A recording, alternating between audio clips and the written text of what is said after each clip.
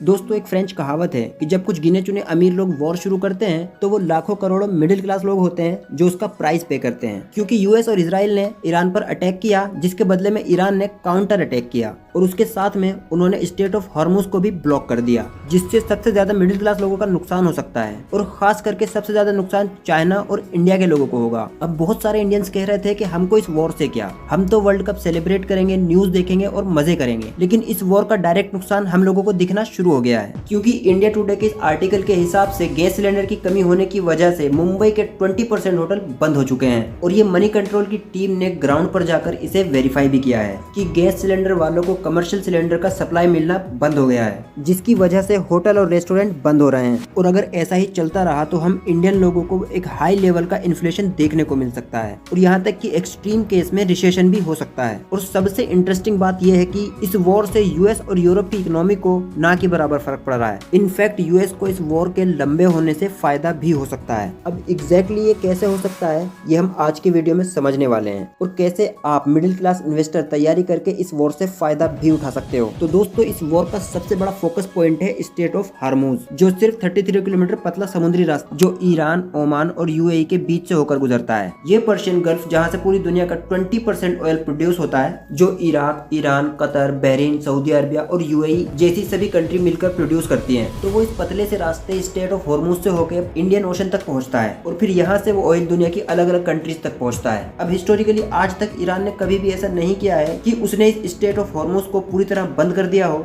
यहाँ तक कि 1980s के बड़े इराक ईरान वॉर के बीच भी उन्होंने इसे पूरी तरह बंद नहीं किया था। लेकिन इस बार 2026 में ईरान ने ऑफिशियली ये अनाउंस किया था कि वॉर की वजह से उन्होंने इस स्टेट ऑफ हॉर्मुज को पूरी तरह से ब्लॉक कर दिया है और अगर उनको यहाँ से कोई भी शिप पास होती हुई दिखेगी तो वो उस पर अटैक करेंगे। इनफैक्ट अब तो न्यूज में ये भी आ रहा है कि ईरान ने उस रास्ते पर समुद्री माइन बिछा कर रखे हैं। तो ईरान की इस वार्निंग से और वहाँ से गुजरने वाली कुछ शिप्स पर अटैक भी हुए थे, तो इस वजह से वहाँ से गुजरने वाली शिप्स की ट्रैफिक ऑलमोस्ट जीरो हो गई। अब वो बात अलग है कि बाद में ईरान ने अनाउंस किया कि वो लोग अमेरिका और इजराइल के शिप्स के अलावा बाकी सभी शिप्स को वहाँ से गुजरने देंगे, लेकिन फिर भी कोई भी दूसरी कंट्री की शिप में इतना दम नहीं है कि वो वहाँ से गुजर जाए। इसीलिए इंडिया को जो इम्पोर्टेड ऑयल एंड गैस मिलता है वो भी आना बंद हो गया है, क्योंकि ये सब बड़े बड़े कार्गो शिप और ऑयल टैंकर होते हैं जिनका कॉस्ट $100 ऑफ बिलियन होता है। और जब कोई रीजन वॉर जोन बन जाता है तो नॉर्मल इंश्योरेंस कंपनी ऐसी सिचुएशन में इजीली इंश्योरेंस क्लेम देती नहीं है, क्योंकि उसके लिए स्पेशल वॉर रिस्क इंश्योरेंस लेना पड़ता है, जो क्राइसिस की वजह से इतना महंगा हो जाता है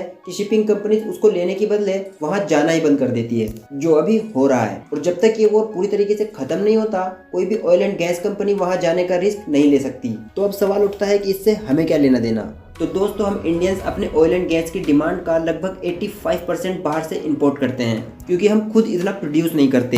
तो हमारे इंपोर्ट का एक बड़ा हिस्सा रशिया से आता है और बाकी 60-70% हमें मिडिल ईस्ट से इंपोर्ट करना पड़ता है, जैसे कि इराक, सऊदी अरबिया, कुवैत और यूएई। ये इंडिया के मेजर ऑयल सप्लायर हैं और इन सब का ऑयल इसी रूट से आता है जो अभी फिलहाल वॉर की वजह से बंद है। और फिर हमें अपनी LNG यानी कि लिक्विफाइड नेचुरल गैस की 50% डिमांड भी इंपोर्ट करनी पड़ती है, यानी जिस गैस से हम घर पर खाना बनाते हैं उसका 90% हिस्सा इसी रूट से आता है जो अभी बंद है। तो सबसे पहला और डायरेक्ट इम्पैक्ट हमें इस गैस की शॉर्टेज में देखने मिल रहा है, क्योंकि पेट्रोल का रिजर्व तो हमारे पास लगभग 70 दिनों तक का है, लेकिन गैस का रिजर्व न्यूज में आता है कि सिर्फ 10 से 20 दिनों तक का ही है। और इसी वजह से हमारे देश की मेट्रो सिटी के बड़े बड़े रेस्टोरेंट बंद हो रहे हैं और बहुत सारी रोड साइड फूड स्टॉल अपनी मेन्यू छोटी कर रहे हैं ताकि वो एटलीस्ट अपना बिजनेस चालू कर सकें। क्योंकि जब LNG सप्लाई कम होती है तो गैस कंपनी सबसे पहले कमर्शियल सप्लाई कट करती है ताकि हाउस होल्ड की सप्लाई चलती रहे, मतलब घर में लोगों को गैस मिलता रहे। अब अगर ये वॉर लंबी चलती है तो इसका अगला इम्पैक्ट ट्रांसपोर्टेशन पर दिख सकता है, क्योंकि जब ऑयल के प्राइस बढ़ते हैं तो इससे पेट्रोल और डीजल भी महंगा होगा और इसका इम्पैक्ट सिर्फ पेट्रोल पंप तक ही नहीं बल्कि इससे पूरा ट्रांसपोर्टेशन ही महंगा हो सकता है और लॉजिस्टिक भी महंगा हो जाता है। मतलब जो ट्रक्स एक शहर से दूसरे शहर सब्जी और ग्रोसरी का सामान लेकर जाते हैं उनका खर्चा बढ़ जाता है, जिसका इम्पैक्ट जल्दी ही फूड इन्फ्लेशन में दिखने लगता है, यानी सब्जी, मिल्क प्रोडक्ट्स और पैकेज फूड भी महंगे होने लगते हैं। इसी को कहते हैं इन्फ्लेशन शॉक। और इन्फ्लेशन का सबसे ज्यादा नुकसान होता है मिडिल क्लास पे, क्योंकि छोटी मोटी प्राइस इंक्रीज भी हम लोगों को इमीडिएटली फील होती है और जब ऐसा थोड़े टाइम के लिए होता है तो इकोनॉमीज रिसेशन या टैक्सफ्लेशन की तरफ भी जा सकती है, मतलब हमें बड़ा मार्केट करेक्शन या क्रैश भी देखने को मिल सकता है। और इसीलिए मार्केट ऑलरेडी कुछ दिनों से रेड में है और हमें एक अच्छी बाइंग अपॉर्चुनिटी मिल सकती है और इसीलिए हमको इसके लिए प्रिपेयर रहना चाहिए। अब अगर हम चाइना की बात करें तो लॉजिकली इस वॉर से सबसे ज्यादा नुकसान उन्हीं को होना चाहिए था, क्योंकि चाइना दुनिया की सबसे बड़ी ऑयल इंपोर्टर कंट्री है। लेकिन रियलिटी में चाइना ने इस सिचुएशन की काफी सालों से तैयारी कर रखी थी। जैसे इंडिया के पास गवर्नमेंट का केवल 9 से 10 दिन का ही स्ट्रेटेजिक रिजर्व है, और अगर ऑयल कंपनीज के गोडाउन का स्टॉक भी जोड़ दें तो टोटल मिला के हमारे पास 74 से 75 डेज का ही ऑयल रिजर्व है। लेकिन वही चाइना के पास गवर्नमेंट का 90 डेज का स्ट्रेटेजिक ऑयल रिजर्व है, और कंपनी के गोडाउन का स्टॉक मिला के ये टोटल 200 से 210 दिन का ऑयल रिजर्व होता है। मतलब सिंपल वर्ड में कहें तो चाइना के पास इंडिया से 3 से 4 गुना ज्यादा ऑयल रिजर्व है। और फिर दूसरी चीज, चाइना ने पिछले 10-15 सालों में एग्रेसिवली इलेक्ट्रिक व्हीकल को प्रमोट किया, और ईवी आज उनके रूट पे काफी कॉमन हो चुकी है। पूरे वर्ल्ड में आज सबसे ज्यादा इलेक्ट्रिक व्हीकल्स चाइना में सेल होती है, जो यूएसए, यूरोप और बाकी की सभी कंट्री मिलाने के बाद भी उनसे बहुत ज्यादा है। और इसका मतलब ऑयल के महंगे या शॉर्टेज होने से उनका ट्रांसपोर्ट इतना महंगा होगा नहीं, और इसीलिए उनको इन्फ्लेशन शॉक लगने का चांस कम होगा। लेकिन इंडिया इस ट्रांजैक्शन से अभी भी काफी दूर है। और तीसरी चीज ये है कि रिसेंटली न्यूज में आया था कि ये ईरान वॉर शुरू होने के बाद रशिया ने इंडिया को ऑयल देने का प्रॉमिस तो किया है, क्योंकि हमें मिडिल ईस्ट से इंपोर्ट नहीं मिल रहा था, और यूएस ने भी हमें परमिशन दे दी 1 महीने के लिए रशियन ऑयल बाय करने के लिए। लेकिन न्यूज में आ रहा है कि रशिया ने ऑयल के डिस्काउंट को खत्म कर दिया है, क्योंकि डिस्काउंट तो सिर्फ इसलिए दिया जा रहा था कि इंडिया चुपके से ऑयल बाय कर रहा था, वो भी यूएस की परमिशन के बिना। लेकिन अब तो यूएस ने परमिशन दे दी है और इंडिया को डेस्परेटली ऑयल की जरूरत है, तो इसीलिए रशिया ने कहा now it's business not friendship, और एक्स्ट्रा प्रीमियम चार्ज किया जाएगा। और इसके बाद भी रशिया हमारी डिमांड का सिर्फ 30 से 40% ही कवर कर पाएगा। और रियलिटी ये है कि रशिया का रिलेशन चाइना से ज्यादा स्ट्रॉन्ग है इंडिया के मुकाबले, और अगर वॉर लंबी चलती है तो चांसेस है कि रशियन ऑयल इंडिया के बदले चाइना ज्यादा ट्रांसपोर्ट हो। तो दोस्तों, अगर हम यूएस और यूरोप की बात करें तो इस वॉर से उन लोगों को बहुत कम नुकसान होगा, क्योंकि सबसे पहली बात, भले ही यूएस ने इजराइल के साथ मिलकर ईरान पर अटैक किया, लेकिन इस वॉर से हमें यूएस पे कोई भी डायरेक्ट अटैक देखने को नहीं मिला, क्योंकि लोकेशन वाइज वो ईरान से काफी दूर है।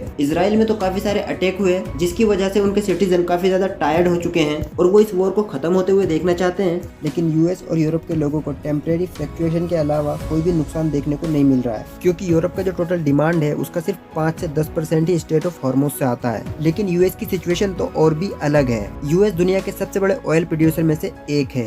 सन 2000 के बाद से यूएस ने अपनी ऑयल प्रोडक्शन स्पीड में बढ़ा दी थी, मतलब उन्होंने भी ऐसी सिचुएशन के लिए पहले से तैयारी कर रखी थी। आज यूएस अपनी डिमांड का एक बड़ा हिस्सा ऑलमोस्ट 60-70% खुद ही प्रोड्यूस करता है, तो उनके टोटल कंजम्पशन का 2 से 3% oil he state of Hormuz से आता है। बाकी का डिमांड यूएस डोमेस्टिकली प्रोड्यूस करता है, या फिर कनाडा, मेक्सिको और साउथ अमेरिका से उनको मिल जाता है। फाइनली मैं सिर्फ इतना कहूंगा कि वॉर कोई भी अच्छी चीज नहीं होती है, और कोई भी आम आदमी वॉर नहीं चाहता है, और इसका सबसे बड़ा प्राइस ही वही पे करता है, महंगाई, सर्टेनिटी, इकोनॉमिक स्लो डाउन और जॉब लॉस के थ्रू। जैसा कि मैंने वीडियो के शुरू में कहा था कि वॉर अक्सर बड़े लोग शुरू करते हैं, लेकिन उसका प्राइस आम और मिडिल क्लास लोग चुकाते हैं। लेकिन दोस्तों, स्मार्ट इन्वेस्टर के लिए ऐसी सिचुएशन कभी भी प्रॉब्लमेटिक नहीं होती है, क्योंकि जब मार्केट गिरता है तो अच्छी कंपनी के स्टॉक सस्ते प्राइस में मिलते हैं। और अगर आपको पता है कि अच्छे स्टॉक कैसे पिक करते हैं, तो ये टाइम आपके लिए वेल्थ बिल्ड करने का एक अच्छा टाइम हो सकता है। तो आज की वीडियो में बस इतना ही। मिलते हैं अगली वीडियो में, तब तक के लिए बाय बाय।